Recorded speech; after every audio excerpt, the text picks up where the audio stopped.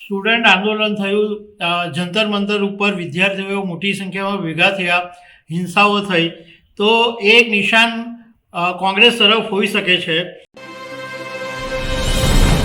પ્રધાનમંત્રી નરેન્દ્ર મોદીએ 15મી ઓગસ્ટના દિવસે લાલ કિલ્લા ઉપરથી જે ભાષણ આપ્યું એ મોટે ભાગનું ભાષણ પોઝિટિવ હતું, પરંતુ એક શબ્દ પીએમ મોદીએ એવો વાપર્યો કે જે ચર્ચાનો વિષય બન્યો. પીએમ મોદીએ દિમાગી નક્સલ એવો શબ્દ વાપર્યો, એટલે ચર્ચા શરૂ થઈ કે દિમાગી નક્સલ આ શબ્દ કોના માટે વાપર્યો. તો આના વિશે હું તમારી સાથે વાત કરીશ. મારું નામ રાજેશ શાહ છે અને તમે જોઈ રહ્યા છો ગુજરાતના સૌથી મોટા ડિજિટલ ન્યૂઝ પ્લેટફોર્મ ખબરછે.com. પ્રધાનમંત્રી નરેન્દ્ર મોદીએ દર વર્ષની પરંપરાની જેમ 15 ઓગસ્ટના દિવસે લાલ કિલ્લા ઉપરથી પ્રજાજોગ સંબોધન કર્યું અને ઘણા બધા મુદ્દાઓ પર વાત કરી, પરંતુ એમણે એક શબ્દ વાપર્યો, દિમાગી નક્સલ. પ્રધાનમંત્રી નરેન્દ્ર મોદી ઘણી વખત એવા શબ્દો વાપરે છે જે ચર્ચામાં આવતા હોય છે. એમણે પોતાના ભાષણની અંદર એવું કીધું કે 21મી સદીમાં દશકો જૂના જે પડકારો છે એને ખતમ કરવા જરૂરી છે. નક્સલ, માઓવાદ, એમણે લાખો યુવાનોનું ભવિષ્ય બરબાદ કરી નાખ્યું છે, નાના નાના બાળકોને છીનવી લીધા છે, માતા પિતાઓના સપના ચકનાચૂર કરી નાખ્યા છે. અને આ નક્સલવાદની લડાઈમાં 3500થી વધારે પોલીસ સુરક્ષા જવાનો શહીદ થઈ ગયા.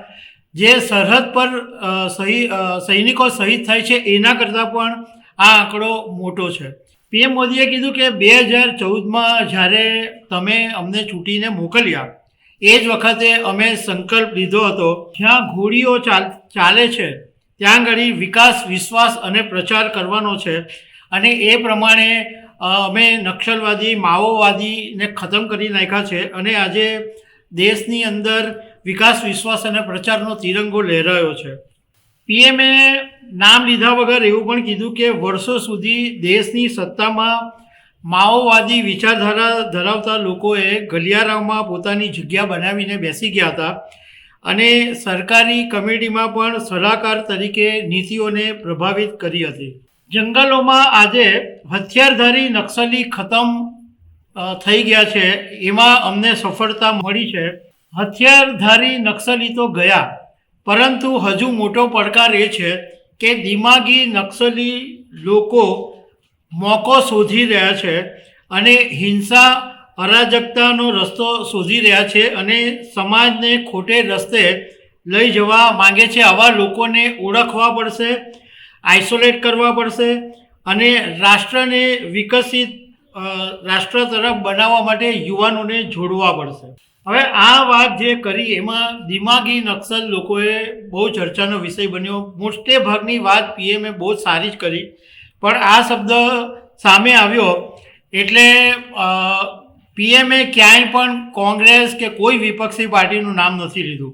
પરંતુ જાણકારોનું કહેવું એમ છે કે આ નિશાન પીએમ મોદીનું સીધું વિપક્ષ તરફ જ હતું. જે પ્રમાણે વાત કરી છે એનો સાર તો એવો જ લાગી રહ્યો છે કે મોટે ભાગનું નિશાન કોંગ્રેસ તરફ હતું. કારણ કે હમણાં જે પ્રમાણે સ્ટુડન્ટ આંદોલન થયું, જંતર મંતર ઉપર વિદ્યાર્થીઓ મોટી સંખ્યામાં ભેગા થયા, હિંસાઓ થઈ, તો એક નિશાન કોંગ્રેસ તરફ હોઈ શકે છે.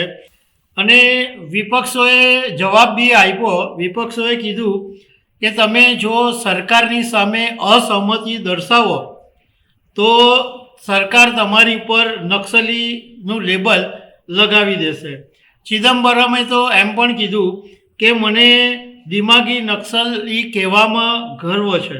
પ્રધાનમંત્રી નરેન્દ્ર મોદીએ આવો શબ્દ દિમાગી નક્સલ સિવાયના બી અનેક વખત શબ્દો એવા વાપર્યા છે. 2024માં લાલ કિલ્લા ઉપરથી કોંગ્રેસને ટુકડે ટુકડે ગેંગ કહી હતી. અર્બન નક્સલ દ્વારા ચલાવાતી પાર્ટી એવો પણ શબ્દ વાપર્યો હતો. 2021માં આંદોલન જેવી શબ્દ આપેલો કે જ્યાં આંદોલન થાય ત્યાં આ પાર્ટી પહોંચી જાય એવી વાત કરી હતી. તો પીએમનું જે નિશાન છે એ વિપક્ષો માટે છે એવું જાણકારો કહી રહ્યા છે. તો દર્શક મિત્રો, આવા અનેક અપડેટ સાથે મળતા રહીશું. આભાર.